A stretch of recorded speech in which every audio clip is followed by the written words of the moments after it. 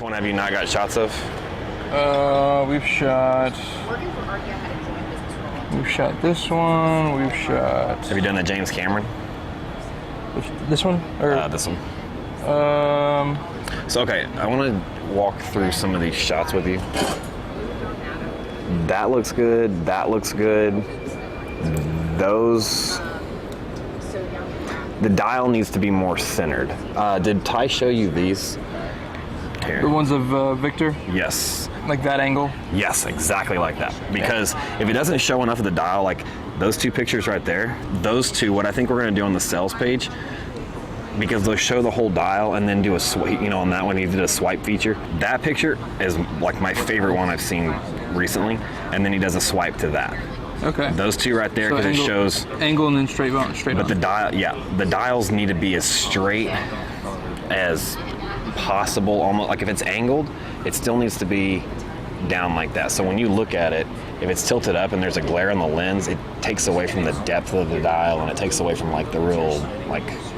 Does that make sense? Like it needs to look like that. Pictures like that, I don't like because I like the idea of it, but I don't like it because you can't tell that dial's black. The red's not really popping, and then you see the red around that tachymeter ring. Those don't pop. Okay. But if you were to shoot that dial straight on, all that contrast would it'd pop, and that's what would sell the watch. Okay. As long as you can see that dial, you got to be able to see the blue gradient fading to black, and then make out that the words in deep sea are green. Quite a bit of glare there. Really? I might have you switch seats, and then I'll sit in the car with you, so that way we have more. Oh yeah, that'll work.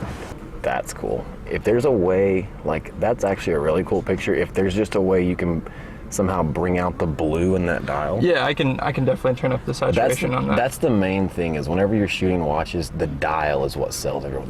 Go back. That's really good. Love that. Because you can at least see it bring up a little bit of the blue. That's a good picture. Yeah, that's good.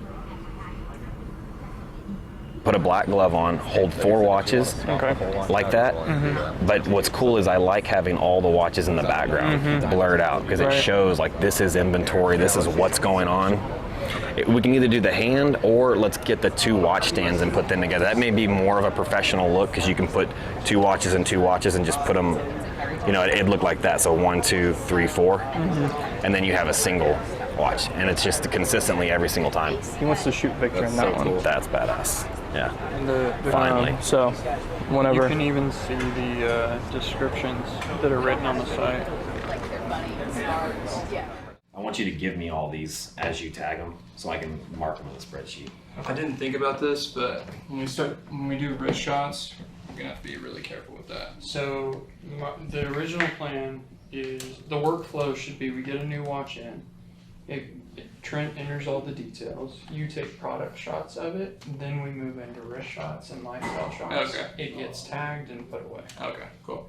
And then so we're constantly taking photos of new inventory. We don't have that much inventory now. Imagine adding 100 more watches and 4 more people, watches in and out.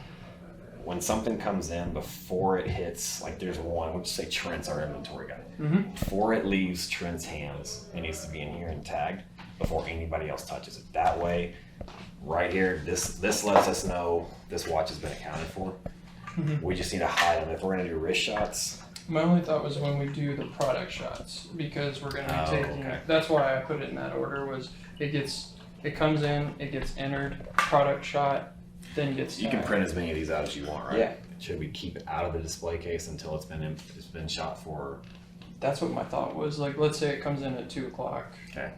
The Trent then enters it in that day. The next morning, product photography's done and wrist shots are done. The tag gets put on it and it's in the case. So as soon as y'all photo it, you'll just tag it. Yeah, and then it goes to the case. Probably myself or Trent or whomever. Yeah, somebody will tag it. Okay. And that way, we're talking about a 24-hour turnaround time from the time we get it to the time it's tagged in the display case. The main thing, there should not be a watch in here or in any display case that does not have a tag on it. Okay. So we'll get a separate box that's meant just for incoming inventory. Yeah. Consignments. Anything that's coming in that has not been shot should not be in here. Yeah. And that will save us a ton of time too, Yes. as far as looking around for what watches we haven't shot. Yeah. Are the boxes of hats at your place? Marcos. Marcos? We're running low on hats, and there's also a shortage. It's like, for black hats, it's a 4-month wait for me to even be able to order them, and then they take 6 weeks to make. So we aren't giving hats. Well, we're not giving hats away to anyone that doesn't buy a watch. I don't have enough. Yes, but I would only buy it at retail. It trades slightly higher, but that slightly higher is the margin I would need to make. Gotcha. So now are you gonna have to look at sales tax? So I basically just beat on tax. So I'm just trying to get some more spend history of my AD. They do pretty good. Yeah, the tax I cannot account for. The retail price on that watch I believe is 37 and some change. It might have been 36 or 4. I know the Daytona's. I got offered a rose gold black dial Daytona. I thought that was like 39.9 or 39.6. Yes, the Daytonas are slightly higher than the subs, but I think the sub sells right now for about like right at 40 grand, maybe 41, but I'm not gonna overpay. I'm not gonna pay over retail on it. No, you guys gotta make your margins. Well, and I can get it on call for slightly over retail anytime I need. So if I'm going to Stock one, I've got to be under what I can get it for anytime I need it. Yeah, I understand that. I'm headed to my AP right now, and then my Audemars Brigade, AP, and down in my Aunt Colvin, so I'm gonna head down there next week. So I'm just trying to do some watch shopping, but I don't necessarily, I'm building up spend history. I want to keep all the pieces. And you know that AP, the offshore 44 millimeter black ceramic with the rose gold bezel that you posted on your story a few days ago for like 62.5. Rose gold bezel. I think you were at TPT in Miami, actually. It might have been their inventory watch. Yes, it was one of theirs. But I can see exactly which one it was. I got that one. What do you think the buy price on that is? Because I'm like I said, I'm going to see my AP dealer, so if I'm trying to get a solid gold Royal Oak piece. Right. And I probably would let my offshore go after, spending 80 or 90 on a rose gold piece. So it looks like they're selling around that 62 to 65 mark. Let me send me a picture of it, and does it have box and papers? Yeah, full box papers, very, very slightly worn, maybe only a couple times. It's a 20, I guess it'd be a 2020, late 2020 model. Okay, do me a favor, text me that information and a picture of it, and I'm just gonna call them because they know they're my wholesale guys for that. So I would call them, ask them what a buy price is on it, and just forward that to you. Okay, and I don't know if it's a consignment too, but I'm not at the house right now. Like I said, I'm running over to the Rolex AP right now. Okay, no rush.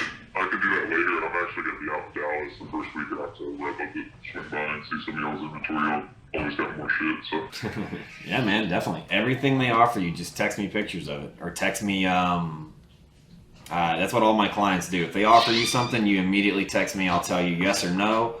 If it's a yes, I'll tell you what I'll buy it for. Are you looking for anything particular at the moment? Any gold subs, any yellow gold or rose gold Daytona, any rose gold piece for sure. Any yellow gold Daytonas, rose gold Daytona. I even think, white gold Daytona, depending on which color dial. If it's the blue, obviously. Any rose gold Sky Dweller, any Oyster Flex Daytona, any two-tone,